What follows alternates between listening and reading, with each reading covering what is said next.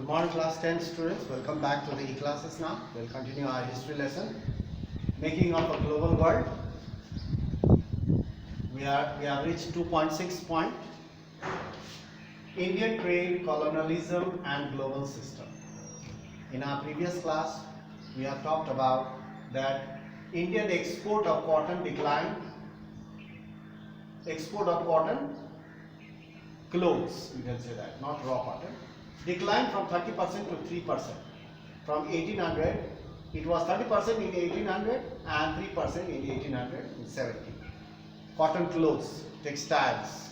So now, what did India export then? India has exported raw materials because there was no demand. The demand has gone down in the international market because of the mill cloth. They were selling at a very cheap rate. Now here export of raw materials increased equally fast. As the demand for finished product came down, the demand for raw materials increased. 5% in 1812 raw material such as raw cotton. 5% in 1812 to 35% by 1871. So you can see that from 5 to 35%. By 1812 to 1871, it increased from 5 to 35. This is not cotton only, this over here, cotton textile. Textile, cotton textile, decline. So previously India used to export cotton textile prepared by the weavers. We have talked about the muslin cloth and so on. So now here in number 3, indigo is another raw material which was exported by India. Indigo, another raw material to dye the cloth. So that was a natural dye. The Europeans, they wanted these raw materials to dye their clothes manufactured by the mill. So dye the cloth was another export for many decades. Decade means a year of period of 10 years. It's called one decade. For many decades, indigo was very famous in European countries, and there was a great demand of indigo to color their clothes, manufactured clothes. So India exported another raw material, that is indigo. Now here in number 4, first we have seen raw materials, export of raw materials of cotton, such as cotton, increased. Then here is another indigo that was also exported, and here is another one, opium. Opium export to China grew rapidly from 1820. From 1820, opium export increased from India. Britain grew opium in India. So the British colonizers, they hired Indian laborers, plantation workers to grow opium, and they harvested and packed and sold in China. So with the money they earned, they purchased tea, they purchased silk, Chinese potteries, and sold them in the European market. So with the money they earned through this sale means the opium sale, purchased tea and other imports. Other import means silk clothes, Chinese potteries, proclaims from China, and they took these goods to European countries and sold them at high prices. So now here British, they were earning the money because they do not have to pay anything to grow the opium. The Indian laborers, they were hired, they were paid. The money they paid the laborers that was collected from the Indians. The British never invested their own money.